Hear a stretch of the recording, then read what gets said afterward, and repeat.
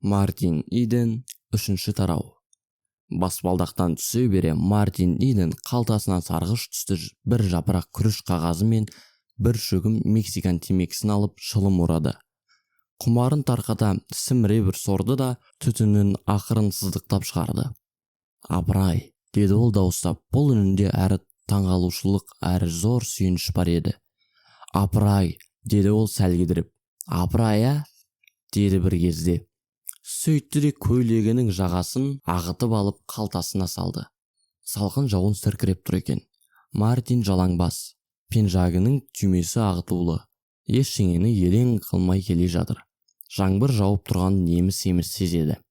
Есеңгіреп қалған екен. Өңінде түс көрген адамдай жаңа ғана басынан кешкен оқиғаны қиялында тағы көрді. Мартиннің әйел туралы қиялдану әдетінде болмағанымен оқтын-оқтын есіне алып, түбінде бір кездесерсің-ау деп жүретұғын. Сол әйел затын ұшыратқанын білді. Онымен стол басында бірге отырды да қолын қысты, көзіне көзі түсті. Жанарынан сұлу көздеріне сай сұлу жан дүниесін көрді. Сол сұлулықтың мекені іспетті сұңғақты сұлу бойына көз тоқтатты. Бірақ Мартинге қыздың тәні пәс ой түсірген жоқ. Бұрынғысына қарағанда бұл да бір жаңалық. Себебі бұған дейін әйелдің көзге оттай басылатын тәні десе, қилы-қилы қиял сезім пайда болатын ғой. Бірақ Руфь ерекше жаралған. Оның тәні де ерекше. Ол ауру сырқау дегенді білмейтін асыл тұлға. Жан тұрағы, жан пейіші. Періштедей арудың ауадай үлбіреген кіршіксіз таза бейнесі. Періштеге ұқсатқанына таңырқады. Қиял бұлдырынан айығып, анық нәрсеге ой жүгіртті. Бұрын дінге, дін сөзіне, періште, хор қызы дегендерге сенбей тұғын. Қалпес опылардың адам жаны өлмейді деген сөздеріне күлуші еді. Оның ойынша о дүниеде өмір бар деу бекер. Өмір, тіршілік осы дүниеде. Онан арғысы мәңгілік қараңғылық. Бірақ жаңағы қыздың көзінен елес берген бір керемет жан екені рас, және ол өлуге тиіс емес. Мәңгі жасамақ. Бұрын соңды бірде-бір еркек ешбір әйел мәңгілік туралы ой түсіріп көрген жоқ еді. Мына қыз ой салды. Бір қарағандақ терең, сырды сөз ұғындырды. Оның сабырлы да жұқа өңі, сүйкімді де ақылды ақ дидары көз алдында әлі құбылып тұр. Ол періштеше төңірегіне аяныш мейірін төгіп, елжірей күледі. Көркінен бұрын көрмеген ғажайып нұр төгіледі. Оның мөлдірі адамның есін кетіргендей. Өмірде қайырымдылық та, зұлымдық та кездесе береді. Ал тіршіліктің тазалық деген тағы бір қасиеті барын Мартин білмеуші еді. Қазір ол осы тазалықты, мейірбандық пен күнәсіздікті көріп отыр. Мәңгілік деген осы да. Осы өшпес өмірге мен де аралассам деген Мартинге пендешілік ой келді. Бірақ ол Руфь сияқты қыздың босағасында жүруге де жарамайтынын жақсы біледі. Бір кеш қасына отырып дидарласуы әлде қалай сәті түскен күтпеген тамаша оқиға да. Әрине, солай. Бұған өз еңбегі сіңген жоқ. Бұл бақыт маңдайына симайды. Оны осы тұста әлде бір діни сезім биледі. Дүниеден баз кешкен мүсәпір бейшара пәс адамға айналды. Күнәсі көп адам осындай халге жеткенде Тәңіріне тәубе келтірмек. Ол күнәға баттым деп ойлады. Бірақ әрбір күнәһар адамның ағат кеткенісіне аһ ұрғанымен ақыры қайырым берер деп болашаққа үміт артатыны сықылды. Бұл да қыздан үкідер үзбеді. Сондағы дәмететін не? Осындайда есіне келетін жайттерге мүлде ұқсамайтын бір бұлдыр. Намысы мен арманы қиялына қанат бітіргендей ол қызбен бірге әлемнің биігіне қалықтап шықты. Шырқау шеңберінде қызбенен сұхбаттасты. Дүниенің барша игі рахаты мен қызығын көрді. Бұл әдепсіз, нас пиғылдан пәк рух мейірі еді. Риясыз, адал жан достығы. Ақыл ой жетпес керемет еді. Мартин еш нәрсе ойлаған жоқ. Ақылын сезім биледі. Бұрын байқалмаған күшті эмоция жеңді.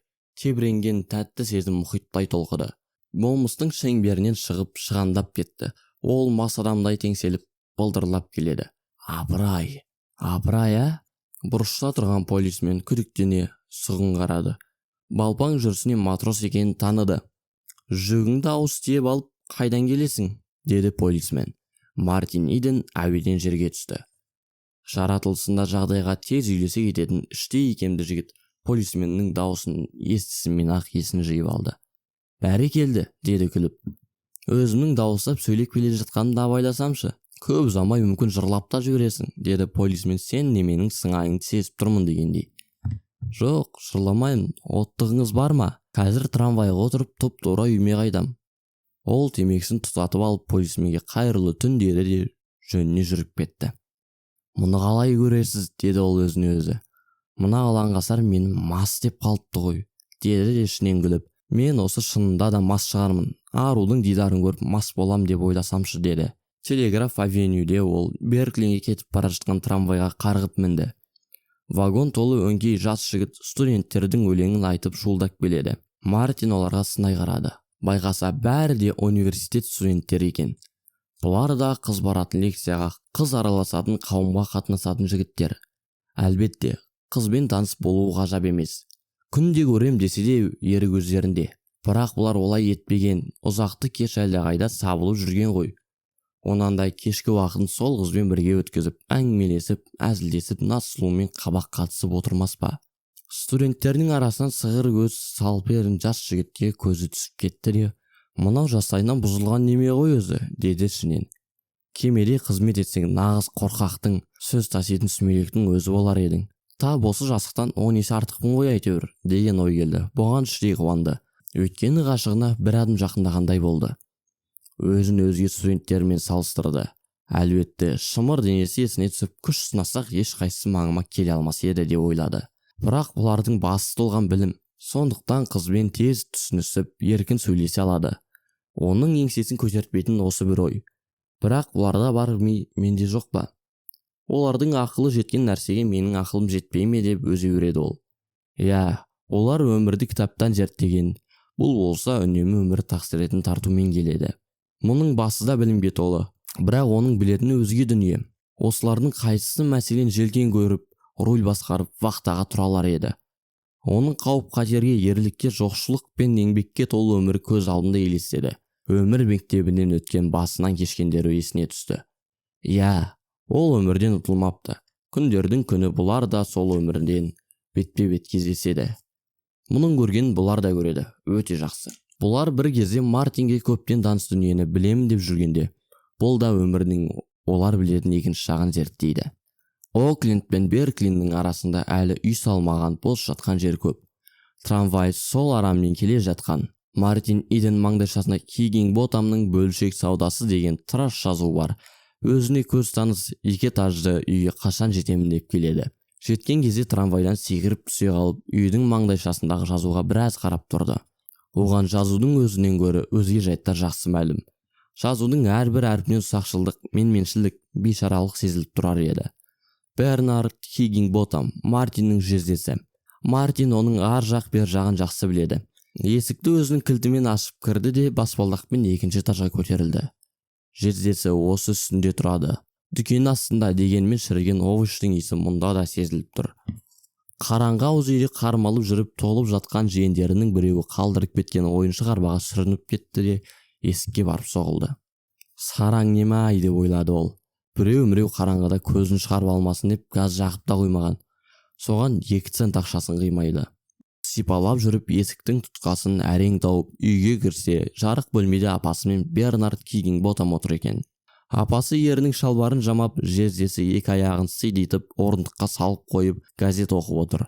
Аяғында жамау ескі киіз кебісі. Мартин бөлмеге кіріп келген сәтте жездесі зымиян көздерімен қадала қарады. Мартин Иден Бернардтан іштей жеркене тұғын. Апасына осының қайғылығын адеген деп ойлайтын. Оны сұр жыландай көріп, көрген жерде өкшесімен езіп кеткісі келуші еді. Бірақ жарайды, тұмсығыңды бір бұзармын деп өзін-өз жұбатып жүре беретін. Міне, қазір де ол Мартинді оқты көзбен атып барады. Немене оқпалды, деді Мартин. Осы есікті өткен жұмада ғана сырлаттық қой, деді Хиггинботам. Оның үні жалынышты екенін, жоқ ашулы екенін айыру қиын еді. Бояушылар одағына ақысына әкесінің құнын сұрайтын білесің. Ептеп жүрмейсің бе? Мартин жауап берейін деп тұрды да, пайдасыз екенін түсініп, есіл сөзін қорғылғысы келмеді. Іштегі жеркенішін басайын дегендей қабырғада ілулі тұрған хромолитографияға қарап еді, қайран қалды. Бұрын оған сурет әрдайым ұнаушы еді. Қазір бірінші рет көргендей болып тұр. Мынау лас лашықтың ішіндегі өзге дүние сықылды, бұл да арзан қол, үшінші сорт нәрсе еді. Кенет көз алдында жаңа ғана өзі болған үй келді. Әуелі оның қабырғасындағы суреттері, онан кейін қоштасарда жылы жүзбен жымиып қолын қысқан қыздың өзі елестеді. Жігіт қайда тұрғанын, бұл дүниеде Бернард Хиггинботам деген біреудің бар жоғын да ұмыт. Бірақ сол джентльмен, немене, жыныңды көріп тұрсың ба? деген кезде барып есі кірді. Мартин есін жиып, жездесінің оқтай атқан кішкене теспір көздерін көргенде күндіз дүкендегі келімді-кетімді кісілерге зат ұсынып жатқанда тап сол көздерінің қандай болатыны есіне түсіп кетті. Жылт-жылт етіп жылтырақтап, жәдігөйленіп, жалбарынып, жағынып, құлдық ұрып, құдай атып қалмаушы еді. Иә, Мартин, елес көргенім рас. Жайлы жатып жақсы тұрыңыз. Жайлы жатып жақсы тұр, Гертруда. Ол бөлмесіне қарай кетіп бара жатқанда тозаң-тозаң кілемнің қыртысында тағы да сүрініп құлап қала жаздады. Есікті қатты жабушы болма, деді мистер Хиггинботам қытымырланып. Мартиннің қаны қайнап кетіп еді, бірақ өзін-өзі тоқтатты, есікті ақырын жапты. Мистер Хиггинботамның құдайы берді де қалды. Ол әйеліне қарап масайрап, «Мас», деді сыбырлап. «Кересін ішікпеледі деп едім ғой саған, айтқаным келді ме?» Жұбайы жүні жығылып, басын изеді. «Көзі жайнаңқырап кетіпті», деді ол. «Жағасын да жоғалтқан ғой, кетерде бар еді, бірақ соншама көп ішпеген секілді. Аяғынан әрең басып тұр ғой», деді ері өзінікін дұрыстап. «Байқадым ғой, сүрініп қабынып әрең жүр. Ауыз үйде әлгінде ғана құлай жаздаған естіген жоқ па едің?» «Рас, Алисаның арбасына сүрініп қалды, қараңғыда көрмеген ғой». Бағанадан жарыла жаза отырған мистер Хиггинботам түрсе қоя берді. Ұзақты күн әлдегінің алдында бүгежектеп, әбден бойтаса болып, кеш қашан болар екен, үй жандарыма ие болып, өзім қашан келер екенмін деп асығып күткен еді ол. «Сенің абзал інішегің мас дедім ғой мен саған». Ол әрбір сөзін тасқа басқандай нақпақтап, қатуланып, зәрленіп айтты. Әйелі күрсініп күмілжіп қалды. Ол бір толық денелі, борпас киімін үнемі салақ киетін, ерінің қисық, шодыр мінезіне әрең төзіп жүрген әбден қажыған әйел еді. «Бұл тұқым нағыз бәле, әлгі әкесі де осындай маскүнем емес пе еді?» деді ол сөзін прокуроршы саптап. «Бұл да шарбақ үстінде өледі. Айтпады деме». Әйелі басын бір шұлғып, тағы бір күрсініп, үңіліп, ісін тие берді. Екеуі де Мартин арақ ашып, үйге мас болып келді деп ұйғарды. Екеуі асқа ғой, әсем сөз дегенді білмейтін көкірегі керең жандар ғой. Әйтпесе Мартиннің көзі нұрланып, жүзі жайнап келуін жас жігіттің бірінші рет қызға ғашық болғанынан аңғарар еді ғой. «Балаларға көрсеткен өнегеңе болайын», деп әйелінің үндемей қалғанын ашуланған мистер Хиггинботам бір кезде айғайлап кетті. Кей-кейде әйелінің қасарса бергенде тілейтін әдеті бар. «Бүйте беретін болса, атамнан аулақ кетсін, түсіндің бе? Маскүнем малғынды күнде көрген күнәсіз балада азғындар болар». Мистер Хиггинботам газеттен оқыған кейбір сөздерін қыстыра қоятын әдет еді. «Иә, азғындар болар, басқа не айтайын», деді ол тағы да мәндімсіп. Әйелі бәз-баяғы күрсінумен басын шайқап ісін тігумен болды.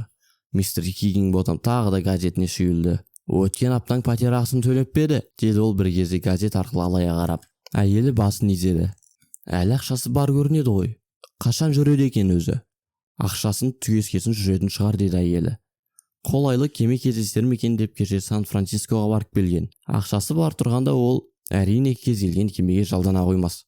Тым таңдағыш қой өзі. Жетіспей жүрген сол еді. Палубаның сыпырғышына күй таңдаған не сән?» Мистер Хиггинботам миығынан күлді. «Таңдағышын қара өзің, пішту. Ол осында бір желкеме қазына қоймасын іздемекке алыс сапарға шығады екен деп жүрген. Тегі ақшасыз жетсе соны күтпек білем. Осында орналасам десе, мен өзіме көлік шетіп ағалар едім оны», деді ері. Бірақ жаны ашығаннан айтып отырмаған сезіліп тұр. «Том кетіп қалды ғой бізден». Әйелі елең етіп, сұраулы кескінмен қарай қалды. Бүгін ол есеп айырысып шығып кетті жұмыстан. «Каружерстерге баратын болған білем. Жалақысы көбірек көрінеді. Менің шамам жетер емес оған». «Міне, көрдің бе?» деді әйел дауыстап. «Істеген еңбегіне қарағанда ақысын аз сөйлеп жүрсің деп едім ғой». «Есіңде болсын, кемпір», деді мистер Хиггинботам шамданып. «Мен саған еркектің ісіне араласпа деп мың рет айттым ғой. Қайта-қайта айта бермеймін, білдің бе?» «Маған бәрібір», деп әйел күңк етті. Бірақ Том түзік адам еді. Байының бетінен қабуын қараш дегендей Бернард әйеліне оқты көзбен қарап, «Інішегің жалқау неме болмаса көлік айдауына болар еді ғой», деді. «Пәтермен тамағына бересін кідіртпей төлеп келеді», деді әйелі. «Ол әрі менің інім, саған түк борышы жоқ. Енді босқа неге байланыса бересің?» Мен де адам емеспін бе? Өзіңмен отасқаныма міне аттай 7 жыл болды. Айтпақшы, түнде ұзақ отырып кітап оқитын болса, газға ақша төлеуге тиіс. Соны ескерттің бе? Миссис Хиггинботам бұл сұраққа жауап берген жоқ. Ашуы басылып, жігері жасып, шөгіп кеткен жан ғой. Бернардекең әбден масайрады. Пысын бастым деп ойлады. Қаптесердің көзінде жылтыңдаған көздерінде кекті қуаныш белгісі пайда болды. Әйелін осылай жуасытып тастаған сайын айызы қанып қалушы еді оның. Расын айтсақ, бұл онша қиынға түсіп те жүрген жоқ. Екеуі жаңа қосылған кезде жыл сайын бала тауып, бір жағынан жолдасы титығына жетіп, жігері құм болмай тұрған шағында бұлай емес еді. Ендеше, ертең айт, деді ол. Я, ұмытпай тұрып есіңе салып қояйыншы. Ертемен Мәргенге біреуді жұмса, балаларға көз болсын. Том кетіп қалды, енді менің өзім товар әкелуім керек. Сен менің орныма дүкенде сауда жасарсың. Ертең кір жуайын деп едім, деді әйел күмілжіп. Ертерек тұр олай болса. Сағат 10-сыз мен оралмаспын. Ол кейістік білдірген кісідей газеттің бетін кенет аударып жіберіп, шұқшиып оқи бастады. 3-ші тарау бітті.